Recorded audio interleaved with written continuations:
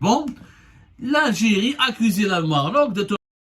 C'est ce que font tous les autres services secrets, y compris français, américains, marocains ou d'autres.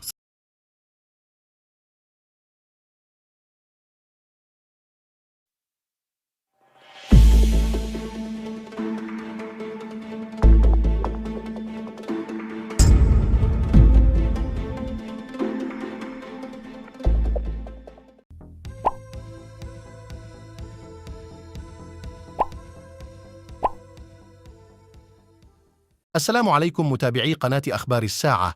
تتعرض القناة يوميا إلى كم هائل من التبليغات أدت إلى الحد من انتشار الفيديوهات.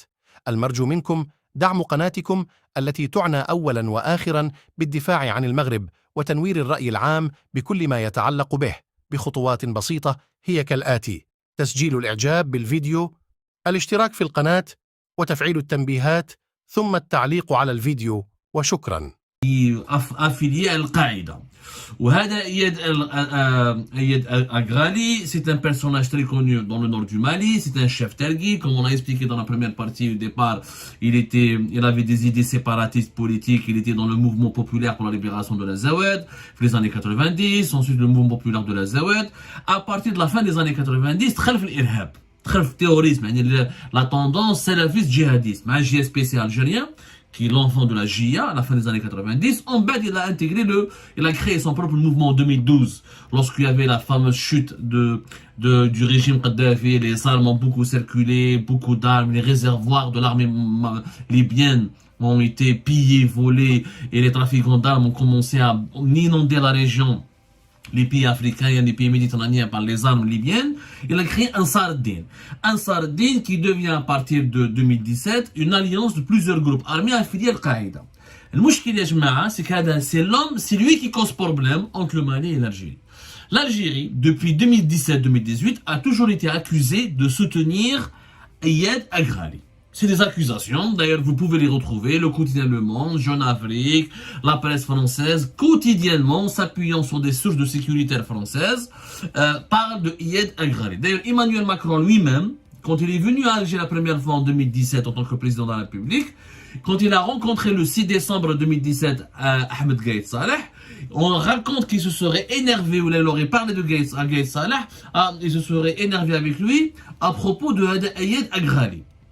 La France, les services secrets français, ont toujours accusé les services secrets algériens de protéger Ayed Aghali. D'ailleurs, l'Algérie n'a jamais réagi officiellement à ces accusations, mais les sources sécuritaires et les sources non officielles du gouvernement du régime algérien ont toujours démenti cette information. D'ailleurs, vous pouvez lire à l'époque, en 2017, une source algérienne avait parlé dans les médias français, elle a dit: nous n'avons aucune relation avec Ayed Aghali, c'est de la diffamation, c'est des dénigrements, c'est des injures. Et ils ont dit que si les Français voulaient vraiment l'abattre, le mettre hors d'état de nuire, ils peuvent le faire, ils ont tous les moyens. Ils en ont tous les moyens. Ça veut dire que l'Algérie ne va pas empêcher la France d'éliminer Aghali, Ayed Aghali. Cette version algérienne n'a jamais convaincu les observateurs, les connaisseurs du Sahel. Même les Maliens, les Mauritaniens, quand on parle à des journalistes maliens, on a des journalistes mauritaniens, on a des politologues maliens, mauritaniens, on a des gens du Niger. C'est l'homme de l'Algérie. Tout le monde l'accuse d'être l'homme de l'Algérie. Bon, les rumeurs braves, il se trouve qu'effectivement Ansar ad-Din Ayed Aghali n'a pas pu disparaître, il a été toujours parmi les groupes armés les plus puissants dans la région. D'autres lectures, l'Algérie a soutenu Ayed Aghali pour contrecarrer un lobbying marocain dans la région du Sahel. L'Algérie avait accusé, notamment vous pouvez trouver ça dans plusieurs articles de la presse algérienne entre 2017 et entre 2016 jusqu'à 2017-2018, le Moujahou. Le Moujahou, c'est un autre groupe armé qui s'appelle le Mouvement pour l'Unicité et le Djihad en Afrique de l'Ouest, qui a changé depuis, qui lui est affilié l'État islamique, Daesh. N'a rien à voir avec Al-Qaïda. Et c'est le concurrent direct, c'était le concurrent direct de Ansar ad-Din, Ayed Aghali, et toujours ce sont les deux organisations qui sont en compétition pour contrôler le pouvoir au nord du Mali. Bon, خلطة حكاية مخلطين C'est très difficile et les alliances, à un moment donné, le Moujaou, il était proche d'Al-Qaïda, ensuite il s'est éloigné de Al-Qaïda. Après, on a accusé le Qatar de l'avoir financé.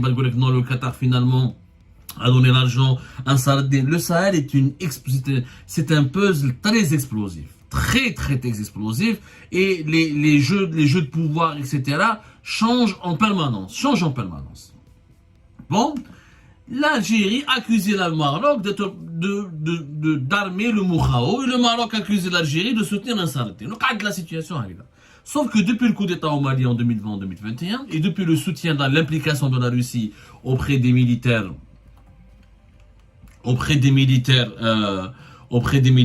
maliens et que maintenant l'armée malienne, les FAMA, ont des drones, ont des avions, des moyens militaires, il y a les Wagner, il y a des professionnels de la guerre qui sont les Wagner, les Russes Wagner, accompagnent l'armée malienne se sent en force et elle a voulu récupérer le territoire et lutter contre tous les groupes armés, que ce soit des groupes terroristes ou des groupes rebelles Touareg.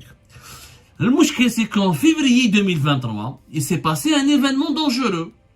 واش صرا 2023 هذا février 2023 هذا إياد أغرالي a voulu, puisque c'est un notable tergui, etc., a voulu donc convaincre les autres mouvements Touareg rebelles qui ne sont pas des mouvements terroristes.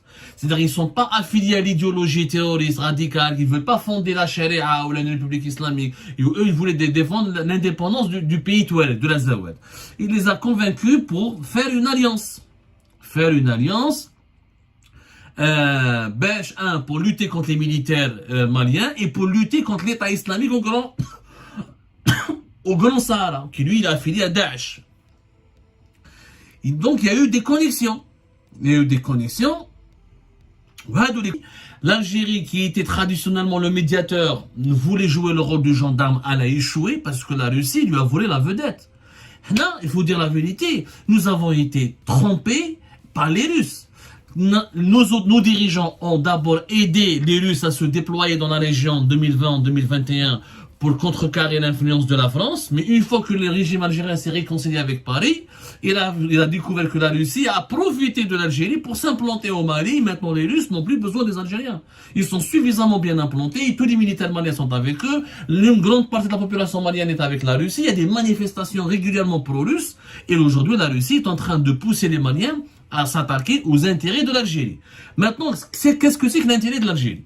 Je ne peux pas, l'intérêt de l'Algérie de protéger Iyad Agrali. Moi, je ne sais pas. J'ai pas de preuves qui affirment. C'est vrai que Iyad Agrali, on dit qu'il a été soigné en 2017 en Algérie, qu'il a été aperçu plusieurs fois en Algérie. Est-ce que c'est vrai que les services secrets algériens le protègent? Je n'en ai aucune idée. Je n'ai pas la preuve. Que les services secrets algériens essayer de manipuler, d'infiltrer des groupes armés au nord du Mali, c'est leur travail, c'est ce que font tous les autres services secrets, y compris les français, américains, marocains et d'autres. Ça fait partie de leur travail. Maintenant, l'intérêt de l'Algérie, c'est quoi?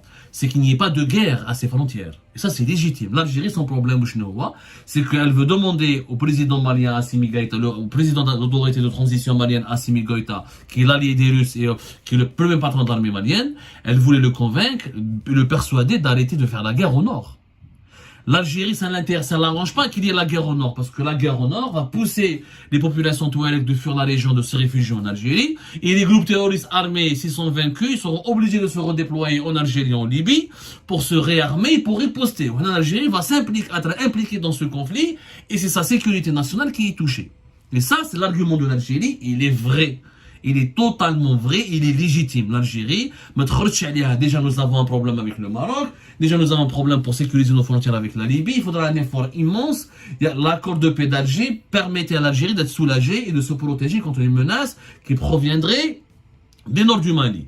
Mais si les groupes Touareg, les Touareg algériens, ou les Touareg algériens voudront soutenir les Touareg maliens, il y a un bourbier. Et là, le territoire algérien pourrait devenir une cible pour ces groupes armés, ou là, un terrain de redéploiement. Et l'Algérie a extrêmement peur de ça. L'Algérie contrôle ses Touareg, mais elle ne peut pas contrôler ses Touareg, les Touareg maliens et les Touareg du Niger.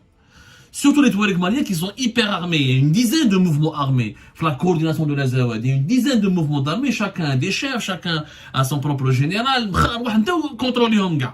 Donc l'Algérie, c'est légitime.